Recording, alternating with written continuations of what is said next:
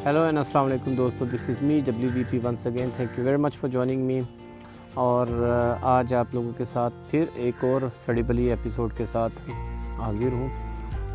In fact जैसे मैंने बताया ना कि जब भी मैं अपने इस ज़मीनों पे आता हूँ, गांव में आता हूँ, तो मेरा दिल करता है कि मैं आप लोगों से ज़्यादा बातें करूँ और मैं कुछ चीज़ें आप लोगों के साथ शेयर करता हूँ। इसकी थोड़ी सी बैकग्राउंड है। सिंस आई एम हियर, तो मेरे जितने भी क्लास फेलोज़ हैं, जब भी मैं कभी उनके साथ बैठ के कोई बातें करता था इस सोसाइटी से मुतल्लिक, कोई सवाल रेज़ करता था या उन लोगों के साथ कोई थोड़ी सी आर्गुमेंट करता था, तो मुझे रिस्पांस में आम तौर पे यही था कि वो मेरी बातों पे हंसते थे, वो आपस में देख के एक दूसरे को। तो कभी कभी मैं शर्मिंदा भी हो जाता था, बट मैं उनसे कोई गिला नहीं कर रहा हूँ, अपनी जगह बेचारे वो भी ठीक हैं। तो लेकिन one of my class fellow Haseeb, वो हमेशा मुझे ये इनकरेज करता था कि यार वो मतलब ही यूज्ड टू से कि तुम यूट्यूब पे क्यों नहीं चले जाते, क्योंकि जिस तरह की तुम बातें करते हो यूट्यूब पे तुम्हें तुम्हारे जैसे और भी पागल मिल जाएंगे। तो खैर वो मजाक में बात करता था, तो लेकिन हकीकत ये है कि कुछ सफ़र मेरा इसी तरह से शुरू हुआ एंड आई रियलाइज़ एंड मुझे लगा कि यस ही वाज राइट, वो बिल्कुल ठीक कह रहा था कि बात तो किसी हद तक ठीक है।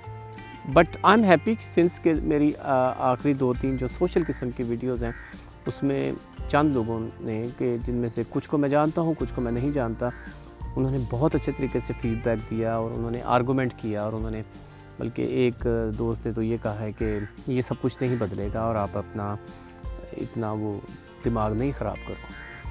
तो खैर उनके ये कमेंट पढ़ने के बाद मैं ये सोच में भी पड़ गया कि आई मीन क्यों इन्होंने मुझे ऐसे कहा कि सब कुछ ऐसे ही रहेगा, कभी नहीं बदलेगा।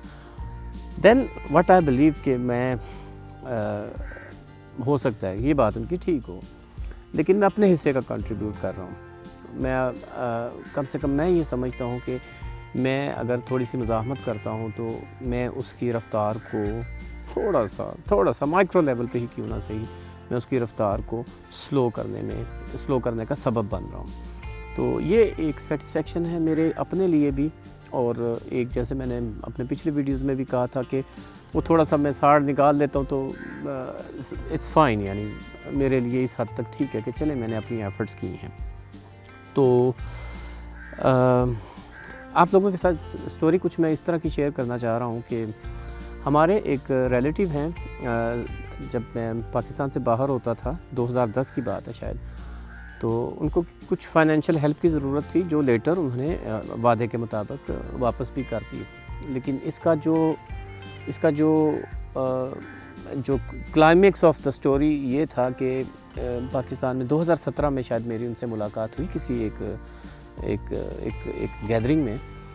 तो खुद ही उन्होंने सादगी में बताया, अपने बेटे से मिलवाया कि भाई अच्छा ये मेरा बड़ा पुत्र है, आपको याद है वो जो मैंने आपसे आज से 6-7 साल पहले कुछ उधार ली थी रकम, तो वो इस बरखुरदार के लिए ली थी और माशाल्लाह अभी ये सरकारी मुलाजिम है। और मैं पहले तो एकदम मेरा मुंह इंज खुला का खुला कि भाई, यानी कि दैट वाज ऑलमोस्ट 15 से 20 लाख की अमाउंट थी।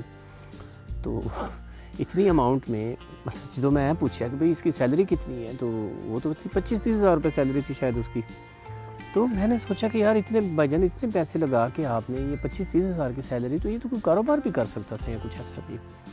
लेकिन उनका जवाब कुछ टिपिकल सा था, कुछ ऐसा था कि जो मुझे समझ उस वक्त तो नहीं आया, लेकिन कुछ अरसे के बाद मैंने रियलाइज़ किया कि जब मैं सोचा उस फैमिली का, सिंस के बचपन में हम देखते थे कि वो हमारे जो भाईजान और रिश्ते में हमारे वो भाई ही लगते हैं, उन्होंने बड़ी मेहनत की, बड़े अच्छे तरीके से उनको अपने बच्चों को पढ़ाया, और मिसाल दी जाती थी ख़ानदान में कि उन्होंने बिल्कुल किराए के घर में रहते थे। और पहले ज़माने में कभी उनके पास एक साइकिल हुआ करती थी, फिर उनकी मोटरसाइकिल थी, आजकल माशाल्लाह करोला है, और शायद 2-3 मोटर बाइक्स होंगी, यानी जितने भाई हैं बाइक्स तो उन्होंने रखी हैं, गराज में करोला भी खड़ी हुई है, और घर भी माशाल्लाह ठीक ठाक है, अपना घर है। और जो इसमें सबसे ज़्यादा एक और हैरत की बात है कि उससे अगले साल हज पे भी गए। तब ग़ालिबन पाकिस्तान में इलेक्शन नहीं हुए थे, बिकॉज़ 2017 के आखिर की बात है, सर्दियां थी। तो कुछ ऐसे ऐसे मामला चल रहे थे कि जो एक करप्ट माफिया है उसके ऊपर हाथ पड़ना शुरू हो गया था। एंड आई थिंक काफ़ी मेजर तब्दीलियाँ आनी शुरू हो गई थी, इलेक्शन से पहले की बात है। तो ज़ाहिर है हमारा मौजू थोड़ा सा सियासी था, और वो जो हमारे भाईजान या उनकी एज ग्रुप के जितने भी लोग थे वो सब के सब इसी पॉलिटिकल जो करप्ट माफिया है, जो कि आजकल आहिस्ता आहिस्ता अजाब भुगत रही है अपने किए धरे का जो भी है, लेकिन वो लोग उनको सपोर्ट कर रहे थे। वो लोग ये मान रहे थे कि हाँ ये चोर हैं, ये करप्ट हैं, लेकिन क्या करें भाई, हमारी तो नस्ल इनकी गुलाम रहेंगी। क्यों? क्योंकि ना मेरे पुत्र ने नौकरी लगवाया।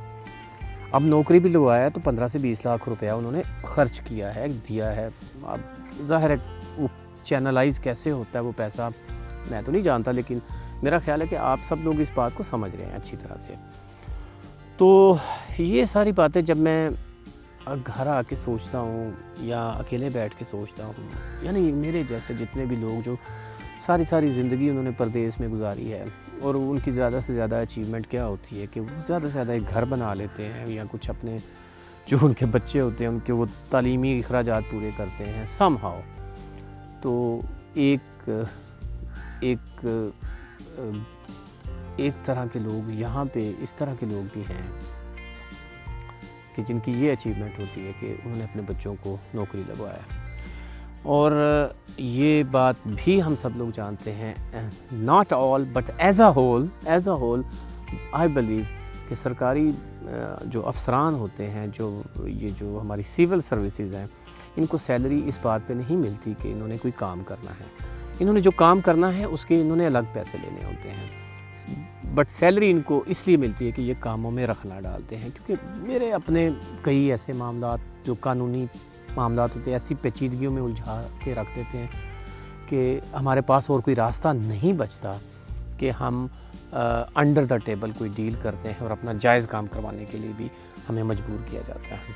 तो ये चंद सवाल हैं जो कि इंशाल्लाह अगले मैं अपने वीडियो में इनको मज़ीद डिटेल से डिस्कस करूँगा, लेकिन इस वीडियो में मैं इस हद तक ये कहना चाहूँगा कि ये जो एक ख़ास एक माइंडसेट है, इसको ख़त्म होने में यकीनन एक वक्त लगेगा, लेकिन मैं और आप हम लोग उस वक्त का इंतज़ार नहीं कर सकते कि और ये चीज़ें ख़ुद ब खुद चेंज नहीं होंगी।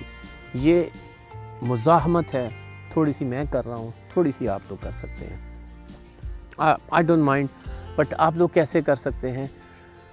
एटलीस्ट ये सवाल अपने आप से एक बार ज़रूर कीजिएगा कि आप मुज़ाहमत कर रहे हैं या आप हवा का जो अगर ये रुख है या आप इसी रुख में चल रहे हैं।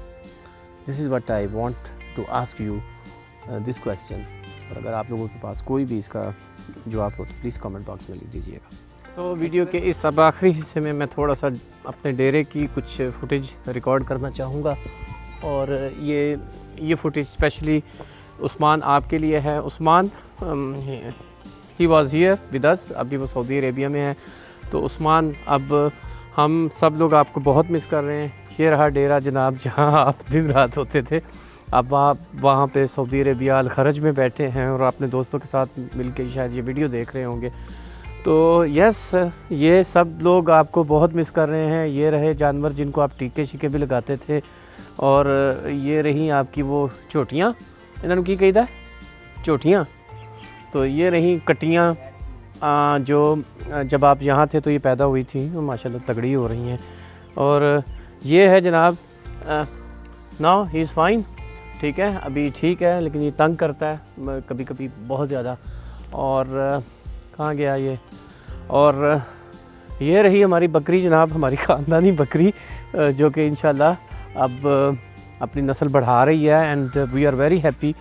और ये देखें जी, वो ब्राउन वाला, हाँ, इस ईद पे इसकी बारी है इंशाल्लाह ठीक है।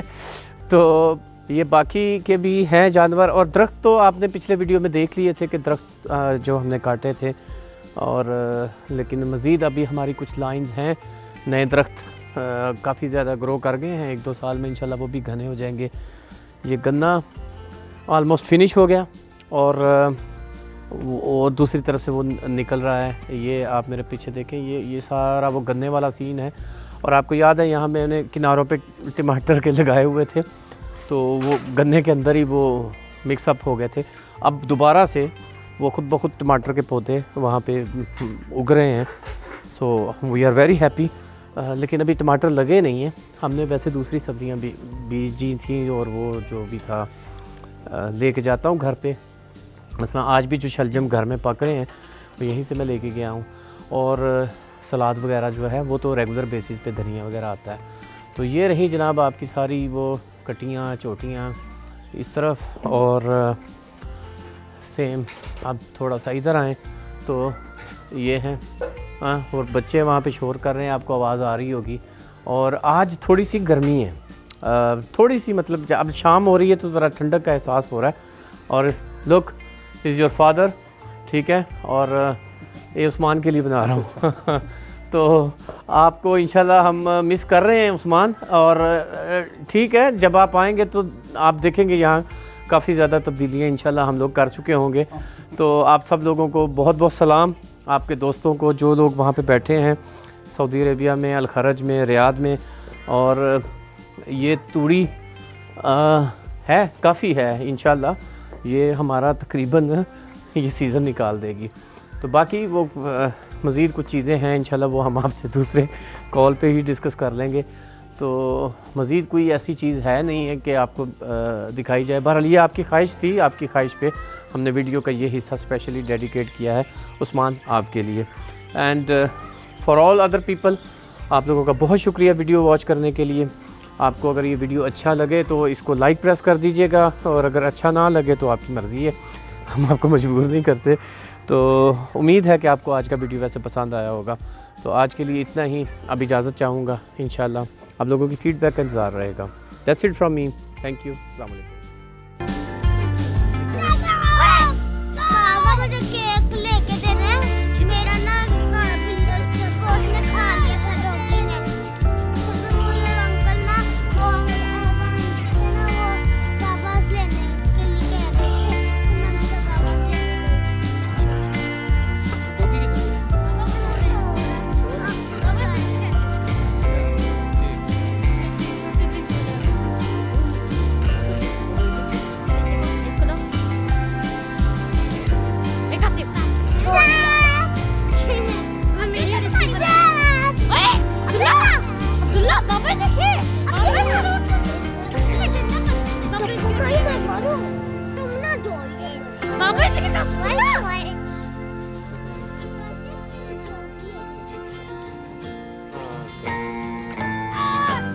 देखो आने लगा।